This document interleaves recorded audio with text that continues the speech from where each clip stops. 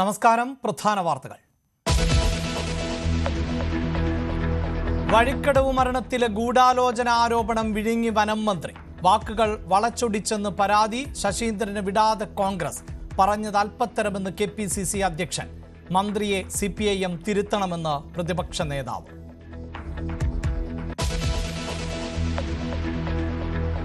വഴിക്കടവിൽ മത്സരിച്ച് പ്രതിഷേധിച്ച് മുന്നണികൾ.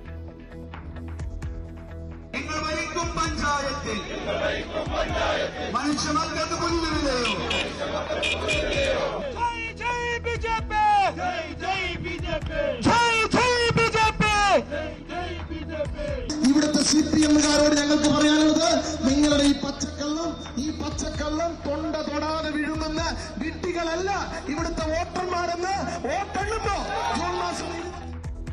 കേരള സർക്കാരിന്റെ അനാസ്ഥയാണ് അനന്തുവിന്റെ മരണത്തിന് കാരണമെന്ന് കേന്ദ്ര വനം മന്ത്രി.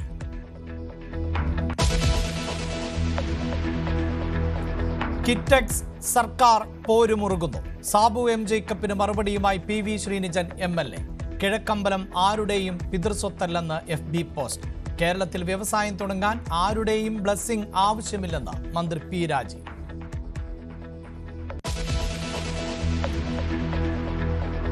ശ്രീചിത്രയിലെ ഓപ്പറേഷൻ തടസ്സം പരിഹരിച്ചുവെന്ന് സുരേഷ് ഗോപി. ശസ്ത്രക്രിയാ ഉപകരണങ്ങൾ ഉടൻ എത്തും. മന്ത്രിയുടെ ഉറപ്പ്. ആശുപത്രിയിൽ ചേർന്ന ഉന്നതതല യോഗത്തിന് ശേഷം ആശുപത്രിയിലേക്ക് തള്ളിക്കയറി യൂത്ത് കോൺഗ്രസ് പ്രവർത്തകർ.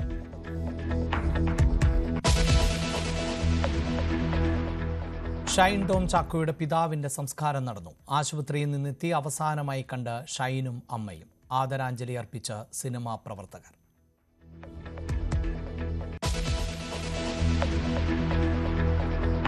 കൊച്ചിയിൽ മുങ്ങിയ കപ്പലിനെതിരെ സംസ്ഥാനം നിയമ നടപടിക്കില്ല. നഷ്ടപരിഹാരമാണ് ലക്ഷ്യമെന്ന ചീഫ് സെക്രട്ടറിയുടെ കുറിപ്പ്. MSC കമ്പനിയുമായി വിഴിഞ്ഞത്തിന് നല്ല ബന്ധമെന്നും സർക്കാർ. ലോകത്തെ ഏറ്റവും വലിയ കണ്ടെയ്നർ കപ്പൽ വിഴിഞ്ഞത്ത് MSC ഐറീനയെ വരവേറ്റ് വാട്ടർ സല്യൂട്ടോടെ.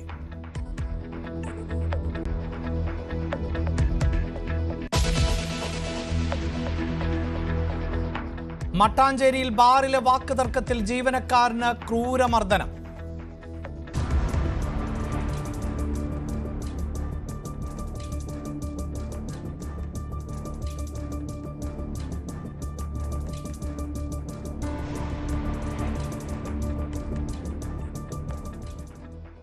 പാലക്കാട് സ്വദേശി ശിവദാസൻ ഗുരുതരാവസ്ഥയിൽ.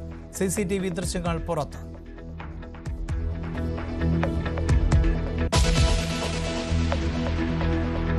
നിലമ്പൂരിൽ വിഷയങ്ങൾ നിരവധി.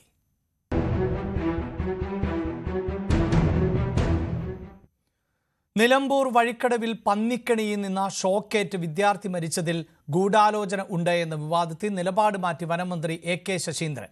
ഗൂഢാലോചന ഉണ്ട് എന്നല്ല, ഗൂഢാലോചന സംശയിക്കുന്നു എന്നാണ് പറഞ്ഞത് എന്നാണ് പുതിയ വാദം. അതേസമയം സർക്കാരിനെ കുറ്റപ്പെടുത്തി കോൺഗ്രസും UDF ഭരിക്കുന്ന വഴിക്കടവ് പഞ്ചായത്തിനെ വിമർശിച്ച CPIM-ഉം മാർച്ച് നടത്തി. നാട്ടുകാരറിയും മുമ്പ് മലപ്പുറത്ത് പ്രകടനം നടന്നല്ലോ. അതെങ്ങനെ പ്രകടനം നടന്നത്? അപ്പോൾ അതൊക്കെ കൂട്ടി വായിക്കുമ്പോൾ ഉണ്ടാകുന്ന സംശയമാണ്. ഗവൺമെന്റിനെതിരെയുള്ള ഒരു ക്യാമ്പയിൻ എന്നത് അവർക്ക് ഏറ്റവും പ്രധാനം. അവർക്കൊരു ക്യാമ്പയിൻ ഇപ്പോൾ ഇല്ല. അപ്പോൾ ഇതാര് ചെയ്തു, എങ്ങനെ ചെയ്തു, എന്ത് ചെയ്തു, എന്തായിരുന്നു അവരുടെ ലക്ഷ്യം? അപ്പോൾ ഇതിന്റെ ഗുണഭോക്താക്കൾ ആരാണ് എന്ന് എല്ലാവർക്കും അറിയാം. ഇതായിരുന്നു AK ശശീന്ദ്രന്റെ ഇന്നലത്തെ പ്രതികരണം. എന്നാൽ ഇന്ന് മന്ത്രി തിരുത്തിയത് ഇങ്ങനെ. ഇത് പെട്ടെന്ന് നടന്നതിന്റെ പേരിൽ ഇതിന്റെ രാഷ്ട്രീയ മുതലെടുപ്പ് നടത്താൻ ഗൂഢാലോചന നടത്തിയെന്നാണ്. ഈ ഒരു സംഭവത്തെ തെരഞ്ഞെടുപ്പിന്റെ മുമ്പിൽ കണ്ടുകൊണ്ടുള്ള രാഷ്ട്രീയ മുതലെടുപ്പിന് വേണ്ടി ഗൂഢാലോചന നടത്തിയെന്ന് സംശയിക്കുന്നു എന്നാണ് എല്ലാ ക്ലിപ്പിംഗ്സും ചോദിച്ചത്. ഞാൻ രാവിലെ പത്രക്കാരെ ഇന്നലെ കണ്ടു പറഞ്ഞു, ഞാൻ ആരോപണം ഉന്നയിക്കുകയല്ല എന്ന് തന്നെ പറഞ്ഞിട്ടുണ്ട്. അത് പറഞ്ഞതിന് ശേഷം ഇതായിപ്പം ഗൂഢാലോചന, എന്നെ ഒറ്റപ്പെടുത്തി ആക്രമിക്കാനുള്ള ഒരു ശ്രമത്തിൽ മാധ്യമങ്ങൾ ദയവായി പങ്കെടുക്കരുത്. വിദ്യാർത്ഥിയുടെ മരണം 2 ദിവസം കൊണ്ട് മണ്ഡലത്തിൽ ചർച്ചയായെന്ന് തിരിച്ചറിഞ്ഞാണ് ഇടതുമുന്നണിയുടെ നീക്കം. ഇന്ന് മാധ്യമങ്ങളോട് പ്രതികരിക്കാൻ CPM സംസ്ഥാന സെക്രട്ടറി MV ഗോവിന്ദൻ തയ്യാറായില്ല. സംഭവം നടന്ന വഴിക്കടവ് പഞ്ചായത്ത് ഭരിക്കുന്ന കോൺഗ്രസിന്റെ അനാസ്ഥയാണ് അനന്തുവിന്റെ ജീവൻ എടുത്തതെന്നാണ് CPM ആരോപണം. പഞ്ചായത്ത് ഓഫീസിലേക്ക് ഇടതുമുന്നണി പ്രതിഷേധ മാർച്ച് നടത്തി.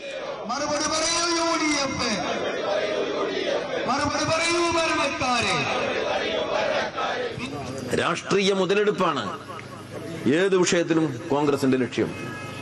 മരണത്തിൽ പോലും മായം കലർത്തുക എന്നൊരു കൂട്ടർ എവിടെയെങ്കിലും ഉണ്ട്? പാലിൽ മായം കലർത്തി എന്ന് കേട്ടിട്ടുണ്ട്. മരണത്തിന് മായം കലർത്തുവോ?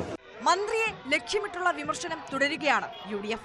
വനമന്ത്രി കേരളത്തിന് അപമാനമാണെന്നായിരുന്നു പ്രതിപക്ഷ നേതാവ് VD സതീശന്റെ വിമർശനം.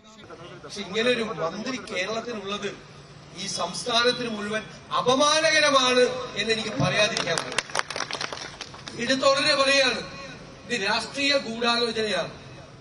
രാവിലെ ഫെൻസിംഗ് ഉണ്ടായില്ല, വൈകുന്നേരം ഫെൻസിംഗ് വന്നു. അപ്പൊ ഇതിന്റെ പുറകിൽ ഒരു രാഷ്ട്രീയ ഗൂഢാലോചന നടന്നിട്ടുണ്ട്. വിദ്യാർത്ഥിയുടെ മരണത്തിനപ്പുറം വന്യജീവി ശല്യം ചർച്ചയാക്കുകയാണ് UDFന്റെയും NDAയുടെയും ലക്ഷ്യം. വഴിക്കടവ് KSEB ഓഫീസിന് മുന്നിൽ UDF ധർണ നടത്തി. വഴിക്കടവ് ഡിവിഷണൽ ഫോറസ്റ്റ് ഓഫീസ് ഉപരോധിച്ചായിരുന്നു BJP പ്രതിഷേധം. ന്യൂസ് 18 നിലമ്പൂർ. വനം മന്ത്രി AK ശശീന്ദ്രൻ നിലപാട് തിരുത്തിയത് CPIഎമ്മിൽ നിന്നുള്ള സമ്മർദ്ദത്തെ തുടർന്ന് എന്ന സൂചന. കുട്ടിയുടെ മരണത്തിലൂടെ മലയോര മേഖലയിലെ മനുഷ്യ വന്യജീവി സംഘർഷം നിലമ്പൂരിൽ സജീവ ചർച്ചയാവുകയാണ്. VV അരുൺ ആണ് വാർത്തയുടെ വിശദാംശങ്ങളുമായി ചേരുന്നത്. അരുൺ, തെരഞ്ഞെടുപ്പ് ഘട്ടത്തിൽ വിഷയങ്ങൾ പലതായിരുന്നു, അത് ഓരോ നിമിഷവും മാറിക്കൊണ്ടിരിക്കുന്നു. ഏറ്റവും ഒടുവിൽ ഈ കുട്ടിയുടെ മരണം വലിയ തോതിൽ മണ്ഡലത്തിൽ ചർച്ചയായി മാറുന്നു. എന്താണ് വിവരങ്ങൾ?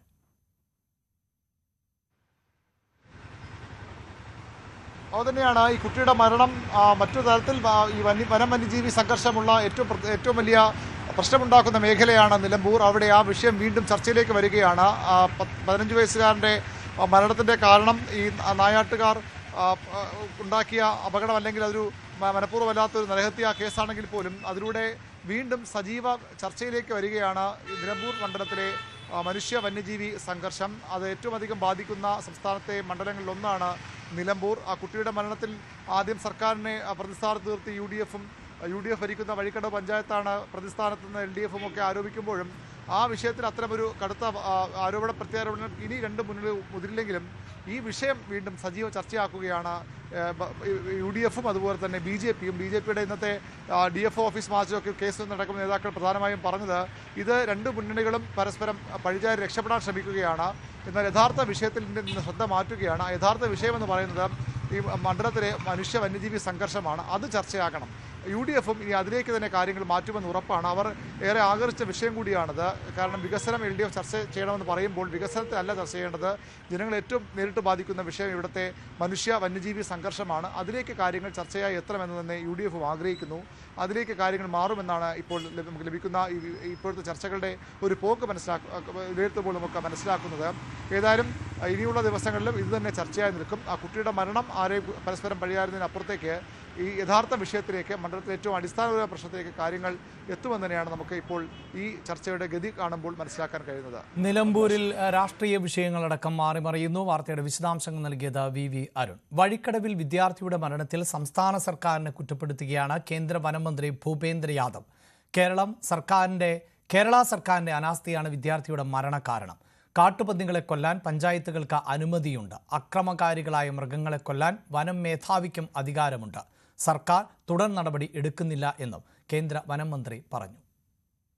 There are some reasons for human wildlife conflict. We want to be issues that problem. We are very sympathetic about that, but state government must use their power which is given under the Wildlife Act. Alappuzha മാന്നാറിൽ super മാർക്കറ്റിലെ വനിതാ ജീവനക്കാരോട് അപമര്യാദയായി പെരുമാറിയത് ചോദ്യം ചെയ്ത ജീവനക്കാരനെ ബൈക്കിൽ റോഡിലൂടെ വലിച്ചിഴച്ചു. ദേഹമാസകലം പരിക്കേറ്റ കുട്ടമ്പേരൂർ സ്വദേശി ലിഥിനെ പരുമലയിലെ സ്വകാര്യ ആശുപത്രിയിൽ പ്രവേശിപ്പിച്ചു. സംഭവത്തിൽ തലവടി സ്വദേശി ബൈജുവിനെ മാന്നാർ പോലീസ് അറസ്റ്റ് ചെയ്തു.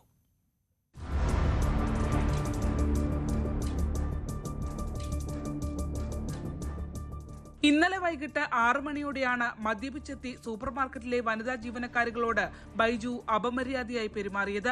ബ്ലീച്ചിംഗ് പൗഡർ അന്വേഷിച്ചെത്തിയ ഇയാൾ കടയിൽ നിന്ന് മടങ്ങാൻ ശ്രമിക്കുന്നതിനിടയിൽ വനിതാ ജീവനക്കാരിയുടെ ശരീരത്തിൽ തട്ടുകയായിരുന്നു. ജീവനക്കാരി ശബ്ദമുയർത്തി ചോദ്യം ചെയ്തതോടെ ബൈജു കടയ്ക്ക് പുറത്തേക്കിറങ്ങി രക്ഷപ്പെടാൻ ശ്രമിച്ചു. ഇത് കണ്ട സഹജീവനക്കാരനായ ലിതിൻ പുറത്തേക്കിറങ്ങി ഇയാളുടെ വാഹനം തടയാൻ ശ്രമിച്ചു. തുടർന്ന് ബൈജു ഇരുചക്ര വാഹനം മുന്നോട്ടടിക്കുകയും ലിതിനെ 50 മീറ്ററോളം റോഡിലൂടെ വലിച്ചിഴയ്ക്കുകയുമായിരുന്നു.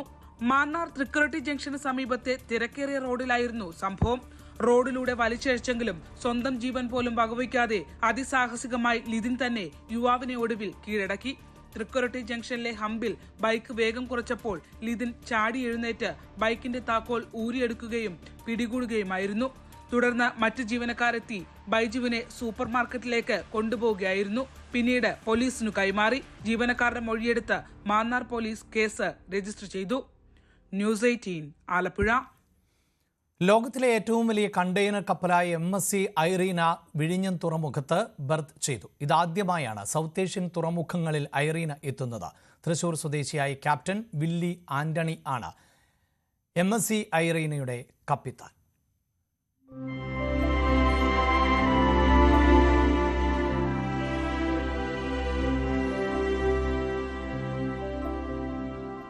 രാവിലെ 9 മണിയോടെയാണ് വിഴിഞ്ഞത്ത് ബർത്തിംഗ് പൂർത്തിയായത്. വിഴിഞ്ഞത്ത് ബർത്ത് ചെയ്യുന്ന 347ാമത് കപ്പൽ കൂടിയാണ് MSC ഐറീന. 400 മീറ്റർ നീളവും 61 മീറ്റർ വീതിയുമുണ്ട് MSC ഐറീനയ്ക്ക്. 24,000 മീറ്റർ ഡെക്ക് ഏരിയയുള്ള കപ്പലിൽ 24,346 TEU കണ്ടെയ്നറുകൾ വഹിക്കാനാകും. 2023 നിർമ്മിച്ച കപ്പലിൽ 35 ജീവനക്കാരുണ്ട്.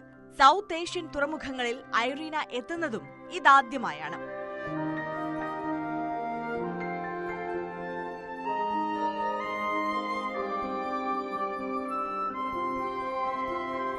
തൃശൂർ സ്വദേശിയായ ക്യാപ്റ്റൻ വില്ലി ആന്റണിയാണ് MSC ഐറീനയുടെ കപ്പിത്താൻ. ക്യാപ്റ്റനെ കൂടാതെ ക്രൂവിൽ മറ്റൊരു മലയാളി കൂടിയുണ്ട്. മെഡിറ്ററേനിയൻ ഷിപ്പിംഗ് കമ്പനിയുടേതാണ് ഈ കപ്പൽ. ഇതേ സീരീസിലുള്ള MSC തുർക്കിയും മിഷേൽ കപ്പിലിനിയും നേരത്തെ വിഴിഞ്ഞം തുറമുഖത്ത് എത്തിയിരുന്നു. സിംഗപ്പൂരിൽ നിന്ന് യാത്ര തിരിച്ച് ചൈനയിലും കൊറിയയിലും പോയി സിംഗപ്പൂരിൽ തിരികെ എത്തിയ ശേഷമാണ് MSC ഐറീന വിഴിഞ്ഞത്ത് എത്തിയത്. News desk, news 18. വലിയ കൂറ്റൻ ചരക്ക് കപ്പലുകൾ കേരളത്തിലേക്ക് എത്തുന്നത് അഭിമാനാർഹം എന്ന് പറയുമ്പോൾ പോലും ഈ തീരങ്ങളിലുണ്ടാകുന്ന അപകടങ്ങൾ അത് ഭീഷണിയാകുന്ന സാഹചര്യം സൃഷ്ടിക്കപ്പെടുന്നുണ്ട്. ഏറ്റവും ഒടുവിലിതാ മറ്റൊരു ചരക്ക് കപ്പൽ ബേപ്പൂരിൽ നിന്ന് 40 നോട്ടിക്കൽ മൈൽ അകലെ തീപിടിച്ചിരിക്കുന്നു എന്നുള്ളതാണ് ഏറ്റവും പുതിയ വിവരം. കോഴിക്കോട് ബേപ്പൂർ അഴീക്കലിൽ നിന്നും ഇടയിൽ വെച്ചാണ് കപ്പലിന് തീപിടുത്തമുണ്ടായിട്ടുള്ളത്. 40 ജീവനക്കാർ ആണ് കപ്പലിൽ ഉണ്ടായിരുന്നത് എന്നതാണ് പ്രാഥമിക വിവരം. നാവികസേനയും കോസ്റ്റ് ഗാർഡും രക്ഷാദൗത്യം തുടങ്ങിയിട്ടുണ്ട്. നേരത്തെ കഴിഞ്ഞ ഏതാനും ദിവസങ്ങൾക്ക് മുമ്പായിരുന്നു മറ്റൊരു ചരക്ക് കപ്പൽ കേരള തീരത്ത് മുങ്ങുന്ന സാഹചര്യമുണ്ടാകുന്നത്. അതിന് പിന്നാലെ ഇതാ മറ്റൊരു ചരക്ക് കപ്പലിന് തീപിടിച്ചിരിക്കുന്നു എന്ന വാർത്ത പുറത്തു വരുമ്പോൾ മിഥുൻ, ഈ തീപിടുത്തം ഗൗരവതരമാണോ? സ്വാഭാവികമായും ഇത്തരം അപകടങ്ങൾ നേരിടുവാനുള്ള സംവിധാനങ്ങൾ കൂടി ചരക്ക് കപ്പലുകളിൽ ഉണ്ടല്ലോ. ജീവനക്കാർ സുരക്ഷിതരാണോ? അത്തരം വിവരങ്ങൾ ലഭ്യമാകുന്നുണ്ടോ? അഭിലാഷ്, 40ഓളം ജീവനക്കാർ ഈ കപ്പലിലുണ്ട് എന്നുള്ള വിവരങ്ങളാണ് നമുക്ക് ലഭ്യമാകുന്നത്. ഇതിൽ 18 ജീവനക്കാർ കടലിലേക്ക് ചാടിയതായിട്ടുള്ള വിവരങ്ങളും ലഭ്യമാകുന്നുണ്ട്. ജീവനക്കാർക്ക് പൊള്ളലേറ്റതായിട്ടുള്ള വിവരങ്ങൾ കൂടി പുറത്തു വരികയും ചെയ്യുന്നുണ്ട്. എന്തായാലും നിലവിൽ നേവിയും കോസ്റ്റ് ഗാർഡും ദൗത്യത്തിനായി പുറപ്പെട്ടിട്ടുണ്ട്. ഉടൻ തന്നെ അവിടേക്ക് എത്തി. ഏകദേശം ബേപ്പൂരിൽ നിന്ന് 120 കിലോമീറ്റർ, അതായത് 45 നോട്ടിക്കൽ മൈൽ അകലെയാണ് ഈ ഒരു അപകടം ഉണ്ടായിരിക്കുന്നത്. കപ്പലിലുള്ള 50ഓളം കണ്ടെയ്നറുകൾക്കാണ് തീപിടുത്തം ഉണ്ടാവുകയും ചെയ്തിട്ടുള്ളത് എന്നുള്ള വിവരമാണ് നമുക്ക് ലഭ്യമാകുന്നത്. എന്തായാലും ഔദ്യോഗികമായി ഇതൊരു സ്ഥിരീകരണത്തിലേക്ക് എത്തിയിരിക്കുന്നു. എന്തായാലും ജീവനക്കാർക്കടക്കം പൊള്ളലേറ്റതായിട്ടുള്ള വിവരങ്ങളാണ് വരുന്നത്. ഈ സമയം കപ്പലിലുണ്ടായിരുന്ന ജീവനക്കാർ രക്ഷപ്പെടുന്നതിന് വേണ്ടിയായിരിക്കാം ഒരു പക്ഷേ അവർ കടലിലേക്ക് എടുത്തു ചാടുകയും ചെയ്തത്. 40ഓളം ജീവനക്കാരായിരുന്നു ഇതിനകത്തുണ്ടായിരുന്നത്. നമുക്കറിയാം സമീപകാലത്ത് ഒരു MSCയുടെ എൽസ എന്ന കപ്പൽ സമീപത്ത് ഈ അടുത്ത സമയത്തായിരുന്നു കൊച്ചി തീരത്തിനടുത്തായി മറിയുകയും ചെയ്ത് അത്തരത്തിലൊരു പശ്ചാത്തലം നിലനിൽക്കുന്ന സമയത്താണ് മറ്റൊരു കപ്പലിന് കൂടി ഈ ഒരു തീപിടുത്തം ഉണ്ടായതായിട്ടുള്ള വാർത്തകൾ പുറത്തു വരികയും ചെയ്യുന്നത്. എന്തായാലും കൊളംബോയിൽ നിന്ന് മുംബൈയിലേക്ക് പോവുകയായിരുന്ന വാൻഹായ് 503 എന്ന കപ്പലാണ് അപകടത്തിൽപ്പെട്ടത്. ഇതിൽ അപകടത്തിൽപ്പെട്ടതെന്നാണ് നമുക്ക് മനസ്സിലാക്കാൻ സാധിക്കുകയും ചെയ്യുന്നത്. അത് സിംഗപ്പൂരിൻ്റെ കപ്പലാണ് വാൻഹായ് 503. സിംഗപ്പൂരിൽ നിന്ന് നേരെ ചരക്കുമായി കൊളംബോയിലേക്കും അവിടെ നിന്ന് നവി മുംബൈയിലേക്കുമായിരുന്നു യാത്ര. അതാണിപ്പോൾ അപകടത്തിൽപ്പെട്ടതായിട്ടുള്ള വിവരങ്ങൾ പുറത്തു വരികയും ചെയ്യുന്നത്. അതിൽ 50ഓളം കണ്ടെയ്നറുകൾക്ക് തീപിടുത്തമുണ്ടായിട്ടുണ്ട്. അപകടം ബേപ്പൂർ തീരത്ത് നിന്ന് ഏകദേശം 120 കിലോമീറ്റർ അകലെയാണ് എന്നുള്ളതാണ് ഏറ്റവും പ്രധാനപ്പെട്ട കാര്യം. എന്തായാലും നിലവിൽ ഇതിൻ്റെ വിശദാംശങ്ങളിലേക്ക് കൂടി നമുക്ക് കടക്കേണ്ടതായിട്ടുണ്ട്. എന്തായാലും നിലവിൽ ഈ കപ്പൽ ഇപ്പോൾ നിലവിൽ ഉള്ളത് നമുക്കതിൻ്റെ ഒരു മാപ്പ് അത് സംബന്ധിച്ചുള്ള ദൃശ്യങ്ങളിലേക്ക് കൂടി പോകാം അഭിലാഷ്. നിലവിൽ ഇതാണ് ഈ വാൻഹായ് 503 എന്ന കപ്പൽ ഈ കാണുന്നതാണ്. അത് കുറച്ചുകൂടി നമുക്ക് സൂം ചെയ്താൽ കൃത്യമായ ആ ഒരു കപ്പലിൻ്റെ ദൃശ്യങ്ങൾ, അതിൻ്റെ മാപ്പ് അടക്കമുള്ള വിവരങ്ങൾ ലഭ്യമാകും. അതായത് ബേപ്പൂർ തീരത്ത് നിന്ന് ഏകദേശം നമുക്കതിൻ്റെ കണക്കുകൾ നോക്കുമ്പോൾ 120 കിലോമീറ്റർ അകലെ ആണ് ഈ ഒരു കപ്പൽ സ്ഥിതി ചെയ്യുന്നത്. അതിന് സമീപത്തായി മറ്റ് കപ്പലുകൾ ഇല്ല എന്നുള്ളത് തന്നെയാണ്. വളരെ ദൂരത്തായി ആണ് മറ്റ് കപ്പലുകളൊക്കെ ഉള്ളത് എന്നുള്ളത് തന്നെയാണ്. അതുകൊണ്ട് തന്നെ ഇന്ത്യൻ നേവിയും ഒപ്പം തന്നെ കോസ്റ്റ് ഗാർഡും ഈ രക്ഷാദൗത്യത്തിനായി അവിടേക്ക് പുറപ്പെട്ടിട്ടുണ്ട്. നമുക്കറിയാം നേരത്തെ സമാനമായ ചില സംഭവവികാസങ്ങൾ കേരളത്തിന് നമ്മുടെ സംസ്ഥാനത്തിന് പുറത്തും സമാനമായ രീതിയിലുള്ള സംഭവവികാസങ്ങൾ ഉണ്ടായിട്ടുണ്ടായിരുന്നു. ഒപ്പം തന്നെ അടുത്തിടെ കൊച്ചിയിലും സമാനമായ ഒരു സാഹചര്യം ഉണ്ടായിരുന്നു. അന്ന് കൊച്ചിയിൽ കൃത്യമായി ഈ നേവി ഉദ്യോഗസ്ഥരെയും ഒപ്പം തന്നെ കോസ്റ്റ് ഗാർഡിൻ്റെയും നേതൃത്വത്തിൽ കൃത്യമായി അവിടേക്ക് എത്തി ഈ ജീവനക്കാരെയൊക്കെ സുരക്ഷിതമായി രക്ഷപ്പെടുത്തി കൊണ്ടുവരുന്നത് നമ്മൾ കാണുകയും ചെയ്തതാണ്. അത്തരത്തിൽ ഈ നേവിയും ഒപ്പം തന്നെ കോസ്റ്റ് ഗാർഡും ഈ ഒരു ദൗത്യത്തിനായി പുറപ്പെട്ടിട്ടുണ്ട് എന്നുള്ളതാണ് നമുക്കിപ്പോൾ ലഭ്യമാകുന്നത്. എന്തായാലും നിലവിൽ അത്തരത്തിലുള്ള വാർത്തകളാണ് വരുന്നത്. യെസ്, മിഥുൻ സൂചിപ്പിക്കുന്നത് പോലെ തന്നെ വാൻഹായ് 503 എന്ന കപ്പൽ ആണ് ഇപ്പോൾ അപകടത്തിൽപ്പെട്ടിട്ടുള്ളത് എന്നുള്ളതാണ് വിവരം. ഇത് ഏത് തീരത്തേക്ക് പോകുകയായിരുന്നു? ഇതിലിപ്പോൾ മിഥുൻ നമുക്ക് മനസ്സിലാക്കാൻ സാധിക്കുന്നത് സിംഗപ്പൂർ രജിസ്റ്റേർഡ് ആയിട്ടുള്ള കപ്പൽ എന്ന തരത്തിലാണ് നമുക്ക് കാണാൻ പറ്റുന്നത്. അത് ഉറപ്പിക്കാൻ സാധിക്കില്ല എങ്കിൽ പോലും ഡേറ്റകൾ പരിശോധിക്കുമ്പോൾ അങ്ങനെ നമുക്ക് മനസ്സിലാക്കാൻ സാധിക്കുന്നുണ്ട്.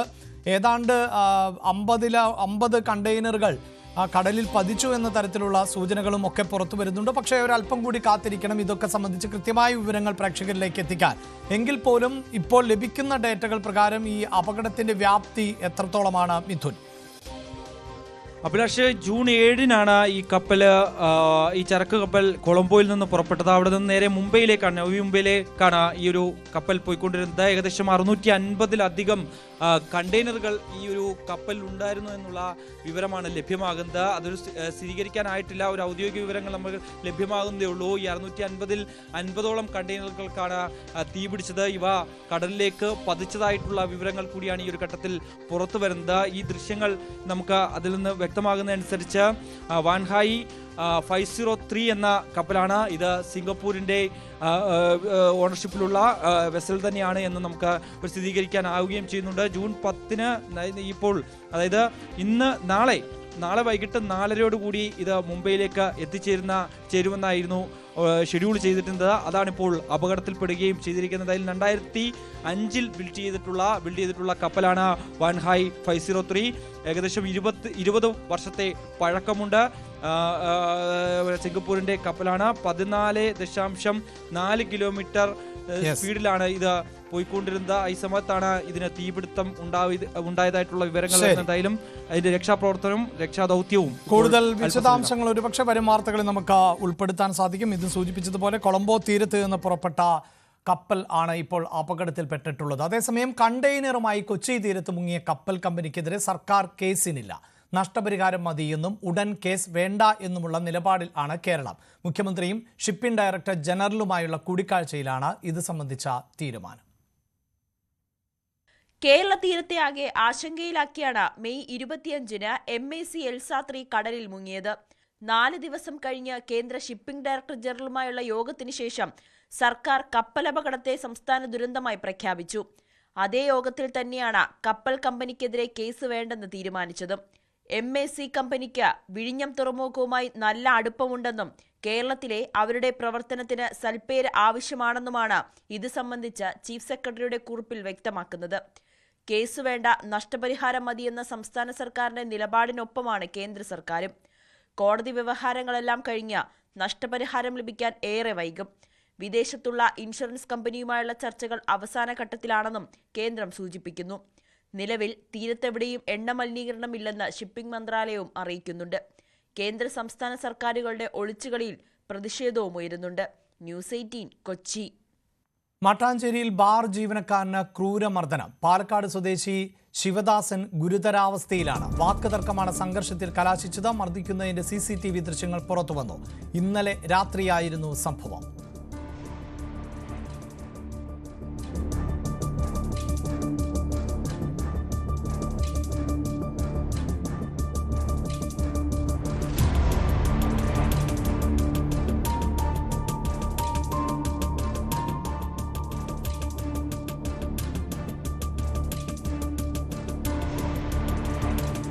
വാർത്തയുടെ വിശദാംശങ്ങളുമായി നവമി ദിനേശാണ് ചേരുന്നത്. നവമി, ഈ ആക്രമിച്ചവർ അവരുടെ പശ്ചാത്തലം വ്യക്തമാണ്. അവർ സ്ഥിരം പ്രശ്നക്കാരായിരുന്നു. അത്തരം വിവരങ്ങൾ അറിയാമോ?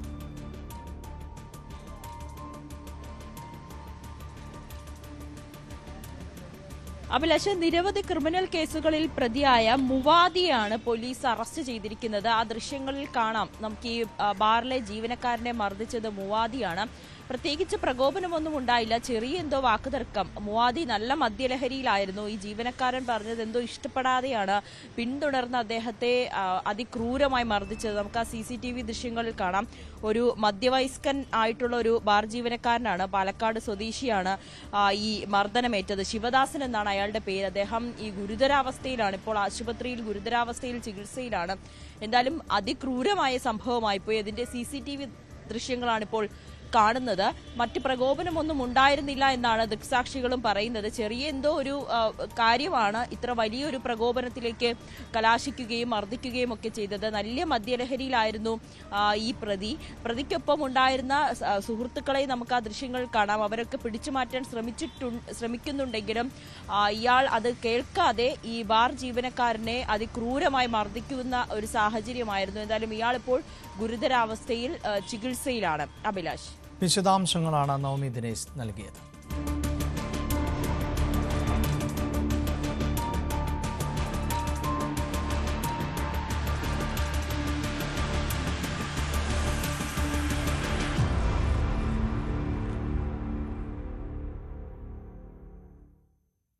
എറണാകുളം മരടിൽ ഗുണ്ടകളുടെ ഏറ്റുമുട്ടലിൽ കേസെടുത്ത് പോലീസ്.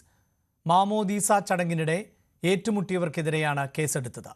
ഭായ് നസീർ, തമ്മനം ഫൈസൽ എന്നിവർ ഉൾപ്പെടെ 10 പേർക്കെതിരെയാണ് കേസ്. മാമോദീസയ്ക്കിടെയുണ്ടായ ചെറിയ വാക്കുതർക്കം പിന്നീട് ഏറ്റുമുട്ടലിൽ കലാശിക്കുകയായിരുന്നു. പിന്നാലെ 2 കൂട്ടരും കാറിൽ കയറി രക്ഷപ്പെട്ടു.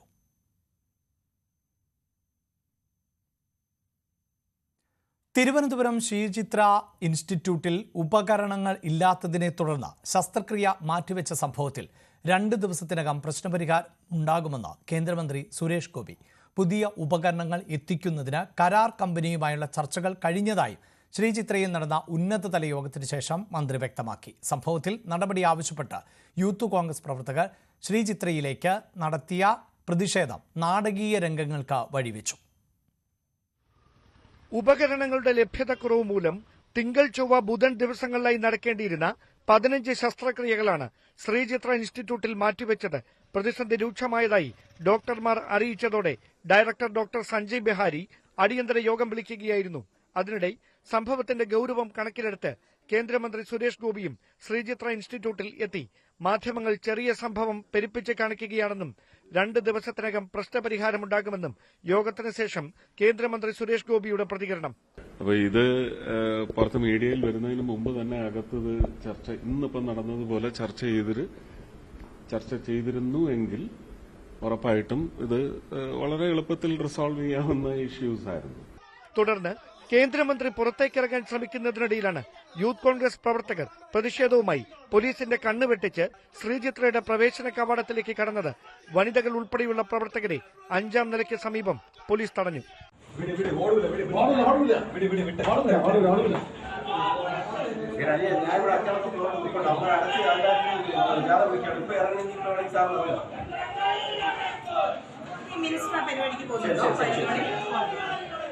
കൂടുതൽ പോലീസ് സംഘം മെഡിക്കൽ കോളേജ് സ്റ്റേഷനിൽ നിന്നുൾപ്പെടെ എത്തിയാണ് പ്രതിഷേധക്കാരെ നിയന്ത്രിച്ചത്. ഒടുവിൽ ശ്രീചിത്ര ഇൻസ്റ്റിറ്റ്യൂട്ട് ഡയറക്ടർ തന്നെ പ്രതിഷേധക്കാരുമായി അനുനയ ചർച്ച നടത്തി. ഉടൻ പ്രശ്നപരിഹാരമുണ്ടാകുമെന്ന് അധികൃതർ നൽകിയ ഉറപ്പിൽ യൂത്ത് കോൺഗ്രസ് പ്രവർത്തകർ മടങ്ങി. പിന്നാലെ കേന്ദ്രമന്ത്രി സുരേഷ് ഗോപിയും. ന്യൂസ് 18 തിരുവനന്തപുരം. 3ാം മോദി സർക്കാരിന് ഇന്ന് 1ാം വാർഷികം. ഭീകരരെ ലക്ഷ്യമിട്ട് പാകിസ്ഥാന്റെ അതിർത്തി കടന്ന് നടത്തിയ സൈനിക നടപടി ലക്ഷ്യം കണ്ടതും അടിസ്ഥാന വികസന രംഗത്ത് വിവിധ പദ്ധതികൾ നടപ്പാക്കിയതിന്റെ ആത്മവിശ്വാസവുമായാണ് വാർഷികാഘോഷം. വിവിധ പരിപാടികളോടെ വാർഷികം ആഘോഷിക്കാനാണ് BJPയുടെ തീരുമാനം. പ്രധാനമന്ത്രി പങ്കെടുക്കുന്ന മെഗാ റാലികളും പദയാത്രകളും പദ്ധതിയിലുണ്ട്. 2024 ജൂൺ 9 പ്രധാനമന്ത്രിയായി 3ാം ഊഴത്തിലും അധികാരമേറ്റതിനേക്കാൾ ആത്മവിശ്വാസത്തോടെയാണ് നരേന്ദ്രമോദിയും NDA സർക്കാരും 1ാം വാർഷികം ആഘോഷിക്കുന്നത്. ഒറ്റയ്ക്ക് 400 സീറ്റ് ലക്ഷ്യവും കേവല ഭൂരിപക്ഷവും നേടാനാകാതെ JDUവിന്റെയും TDPയുടെയും സഹായത്തോടെ ഭരണ തുടർച്ച ഉറപ്പാക്കേണ്ടി വന്ന നിരാശ അന്നുണ്ടായിരുന്നു. പക്ഷേ 1 വർഷം പിന്നിടുമ്പോൾ കാര്യങ്ങൾ മാറി. 2024 ഒടുവിൽ നടന്ന മഹാരാഷ്ട്ര, ഹരിയാന നിയമസഭാ തെരഞ്ഞെടുപ്പ് വിജയങ്ങൾ നിരാശ മറികടക്കാൻ തുണയായി. മഹാവികാസ് അഘാഡിയെ അമ്പരിപ്പിച്ചായിരുന്നു മഹാരാഷ്ട്രയിൽ തുടർഭരണം നേടിയത്. ശിവസേന നേതാവ് ഏകനാഥ് ഷിൻഡെയെ അനുനയിപ്പിച്ച് BJP നേതാവ് ദേവേന്ദ്ര ഫട്നാവിസിനെ വീണ്ടും മുഖ്യമന്ത്രി കസേരയിലിരുത്താനും സാധിച്ചു. ഹരിയാനയിലാകട്ടെ ഭരണവിരുദ്ധ വികാരം തുണയ്ക്കുമെന്ന കോൺഗ്രസ് പ്രതീക്ഷ തകർത്ത് നായബ് സിംഗ് സൈനിയുടെ നേതൃത്വത്തിൽ BJP അധികാരം നിലനിർത്തി. മറ്റൊന്ന്, 27 വർഷത്തിനു ശേഷം ഡൽഹി നിയമസഭയിൽ സ്വന്തം സർക്കാർ ഭരിക്കുന്നു എന്നതാണ്. ആം ആദ്മിക്കെതിരെ അഴിമതി ആരോപണങ്ങൾ കൃത്യമായി ഉപയോഗിച്ച് ജനവിധി അനുകൂലമാക്കാനും BJPക്കായി. അടിസ്ഥാന വികസനങ്ങളിൽ പ്രതീക്ഷിച്ചതിലും വലിയ നേട്ടമുണ്ടാക്കാനും മൂന്നാം മോദി സർക്കാരിനായി. ഏറ്റവും ഒടുവിൽ ഓപ്പറേഷൻ സിന്ദൂറിലൂടെ പാകിസ്ഥാന് കനത്ത തിരിച്ചടി നൽകിയതും മോദി സർക്കാരിന്റെ നേട്ടത്തിൽ ഉയർത്തിക്കാട്ടാം. മണിപ്പൂർ കലാപം നിയന്ത്രിക്കുന്നതിൽ പരാജയപ്പെട്ടെന്ന വിമർശനം ഉയരുമ്പോഴും സബ്കാ സാത്ത് സബ്കാ വികാസ് എന്ന മുദ്രാവാക്യം എല്ലാ വിഭാഗം ജനങ്ങളിലും സ്വീകാര്യതയുണ്ടാക്കാൻ സഹായിച്ചുവെന്നാണ് BJP വിലയിരുത്തൽ. ജാതി സെൻസസ് നടത്തുമെന്ന പ്രഖ്യാപനം, വക്കം നിയമ ഭേദഗതി ബിൽ പാസാക്കാൻ TDP, JDU കക്ഷികൾക്ക് പുറമെ ചിരാഗ് പാസ്വാന്റെ LJPയിൽ നിന്ന് ലഭിച്ച പിന്തുണ എന്നിവയെല്ലാമാണ് ഒരു രാഷ്ട്രം ഒരു തെരഞ്ഞെടുപ്പ് എന്ന ആശയം നടപ്പാക്കാനുള്ള ആദ്യ ചുവടുകൾ വയ്ക്കാൻ BJPക്ക് ധൈര്യമേകുന്നത്. അതേസമയം 1-ാം വാർഷിക ദിനത്തിൽ നരേന്ദ്രമോദി പ്രധാനമന്ത്രി പദത്തിൽ 11 വർഷവും 14 ദിവസവും പൂർത്തിയാക്കി. 46 ദിവസം കൂടി കഴിഞ്ഞാൽ പ്രധാനമന്ത്രി പദത്തിൽ തുടർച്ചയായിരുന്നതിന്റെ റെക്കോർഡിൽ ഇന്ദിരാഗാന്ധിയെ മറികടക്കാനും മോദിക്കാകും. News desk, news 18. ലോകം മുഴുവൻ സത്യം തിരിച്ചറിഞ്ഞതായി ശശി തരൂർ. ഓപ്പറേഷൻ സിന്ദൂർ ലോകരാജ്യങ്ങൾക്ക് മുന്നിൽ വിശദീകരിക്കുന്നതിനും പാക് ഭീകരത തുറന്നു കാണിക്കുന്നതിനുമായുള്ള ദൗത്യം പൂർത്തിയാക്കിയ ശേഷമാണ് തരൂരിന്റെ പ്രതികരണം. രാജ്യത്തിനായി ചെയ്യാവുന്നതെല്ലാം ചെയ്തുവെന്നും കൂടെ നിന്നവർക്ക് നന്ദിയെന്നും തരൂർ എക്സിൽ കുറിച്ചു. ഹിന്ദിയിലാണ് തരൂരിന്റെ കുറിപ്പ്. Guyana, Panama, Colombia, Brazil, US എന്നീ രാജ്യങ്ങളാണ് തരൂരിന്റെ നേതൃത്വത്തിലുള്ള സംഘം സന്ദർശിച്ചത്. ഒരിടവേളയ്ക്ക് ശേഷം മണിപ്പൂരിൽ സംഘർഷാവസ്ഥ രൂക്ഷമാവുകയാണ്. ഇതോടെ അതീവ ജാഗ്രതയിലാണ് സംസ്ഥാനം. പ്രശ്നബാധിത മേഖലകളിൽ കൂടുതൽ കേന്ദ്രസേനയെ വിന്യസിക്കും. 5 ജില്ലകളിൽ ഏർപ്പെടുത്തിയ നിരോധനാജ്ഞയും ഇന്റർനെറ്റ് നിരോധനവും തുടരുകയാണ്. മെയ്തൈ സംഘടനയായ ആരംഭായ് തെങ്കോൾ നേതാവിന്റെ അറസ്റ്റിനെ തുടർന്നാണ് ഒരിടവേളയ്ക്ക് ശേഷം മണിപ്പൂരിൽ സംഘർഷം തുടങ്ങിയത്. നേതാവിനെ വിട്ടയക്കണമെന്നാവശ്യപ്പെട്ട് മെയ്തൈ വിഭാഗക്കാർ തെരുവിലേക്കിറങ്ങി. റോഡുകൾക്ക് നടുവിൽ ടയറുകളും മറ്റും കത്തിച്ചു. വിമാനത്താവളത്തിന്റെ കവാടം പ്രതിഷേധക്കാർ ഖരാവോ ചെയ്തു. സുരക്ഷാ സേനയുമായി ഏറ്റുമുട്ടിയ പ്രതിഷേധക്കാർ ദേഹത്ത് പെട്രോൾ ഒഴിച്ച് ആത്മഹത്യാ ഭീഷണിയും മുഴക്കി. സംഘർഷം തുടരുന്ന സാഹചര്യത്തിൽ പ്രശ്നബാധിത മേഖലകളിൽ കൂടുതൽ കേന്ദ്രസേനയെ വിന്യസിക്കാനാണ് തീരുമാനം. വിദ്വേഷ സന്ദേശങ്ങൾ പ്രചരിപ്പിക്കുന്നവർക്കെതിരെ കർശന നടപടിയെടുക്കാൻ നിർദ്ദേശമുണ്ട്. ഇംഫാൽ വെസ്റ്റ്, ഇംഫാൽ ഈസ്റ്റ്, തൗബാൽ, ബിഷ്ണുപൂർ, കാക്ഷിംഗ് എന്നീ ജില്ലകളിലാണ് ഇന്റർനെറ്റ് സേവനം റദ്ദാക്കിയിട്ടുള്ളത്. സംഘർഷം വ്യാപിക്കുന്ന പശ്ചാത്തലത്തിൽ MLA-മാർ ഗവർണറുമായി കൂടിക്കാഴ്ച നടത്തിയിരുന്നു.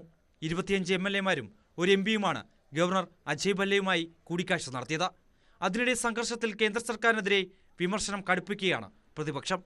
2023 മെയ് മുതൽ മണിപ്പൂരിൽ മെയ്തൈ, കുക്കി വിഭാഗങ്ങൾ തമ്മിൽ വംശീയ കലാപം നടക്കുകയാണ്. മുഖ്യമന്ത്രി ബീരൻ സിംഗ് രാജിവെച്ചതിനെ തുടർന്ന് ഈ വർഷം ഫെബ്രുവരിയിൽ സംസ്ഥാനത്ത് രാഷ്ട്രപതി ഭരണം ഏർപ്പെടുത്തിയിരുന്നു. News desk, news 18. രാജ്യത്ത് കോവിഡ് രോഗികളുടെ എണ്ണം 6000 കടന്നു. ഇതോടെ ചികിത്സയിലുള്ള രോഗികളുടെ എണ്ണം 6133 കഴിഞ്ഞ 24 മണിക്കൂറിനുള്ളിൽ 6 പേർ കൂടി മരിച്ചു. 769 പുതിയ കൊറോണ കേസുകൾ കൂടി റിപ്പോർട്ട് ചെയ്തു. ഏറ്റവും കൂടുതൽ വൈറസ് ബാധിച്ച സംസ്ഥാനം ഇപ്പോഴും കേരളമാണ്. തൊട്ടുപിന്നിൽ ഗുജറാത്ത്, ബംഗാൾ, ഡൽഹി എന്നീ സംസ്ഥാനങ്ങളാണ്. കാലിഫോർണിയയിലെ ലോസ് ഏഞ്ചൽസിൽ പ്രതിഷേധം തുടരുകയാണ്. 3-ാം ദിനത്തിലും കുടിയേറ്റക്കാരും സുരക്ഷാ സേനയും തമ്മിൽ സംഘർഷമുണ്ടായി. അതേസമയം പ്രതിഷേധം തുടർന്നാൽ സൈന്യത്തിന്റെ ഭാഗമായ മറീനുകളെ പ്രദേശത്ത് വിന്യസിക്കും എന്ന മുന്നറിയിപ്പ് ട്രംപ് ഭരണകൂടം നൽകിയിട്ടുണ്ട്.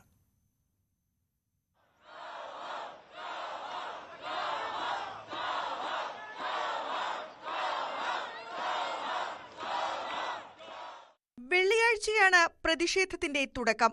അനധികൃത കുടിയേറ്റക്കാരെ കണ്ടെത്തി അറസ്റ്റ് ചെയ്ത് നാടുകടത്തുന്ന നടപടിയാണ് പ്രതിഷേധത്തിലേക്ക് വഴിവെച്ചത്. ആഭ്യന്തര സുരക്ഷാ മന്ത്രാലയത്തിന്റെ ഓഫീസിന് മുന്നിൽ പ്രതിഷേധക്കാർ തമ്പടിച്ചു.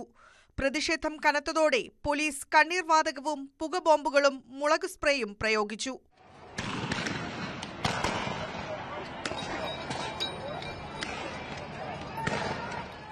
പ്രതിഷേധക്കാർ അതിർത്തി സംരക്ഷണ സേനയുടെ നിരീക്ഷണ വാനുകൾക്ക് നേരെ കല്ലും സിമന്റ് കട്ടകളും എറിഞ്ഞു.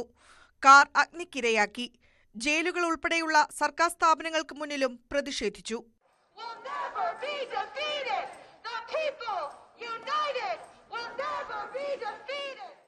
ഒരാഴ്ചക്കിടെ ലോസ് ആഞ്ചലസിൽ നിന്ന് അറസ്റ്റ് ചെയ്തത് 118 അനധികൃത കുടിയേറ്റക്കാരെയാണ്. പ്രതിദിനം 3000 കുടിയേറ്റക്കാരെ അറസ്റ്റ് ചെയ്യണമെന്നതാണ് ICEയുടെ പ്രഖ്യാപിത ലക്ഷ്യം.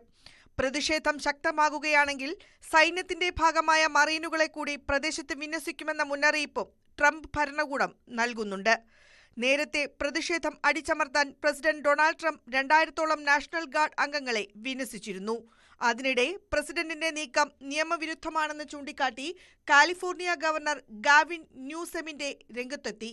നടപടി പിൻവലിച്ച് നിയന്ത്രണം തിരികെ നൽകാനും ഗവർണർ വൈറ്റ് ഹൌസിനോട് ഔദ്യോഗികമായി ആവശ്യപ്പെട്ടു.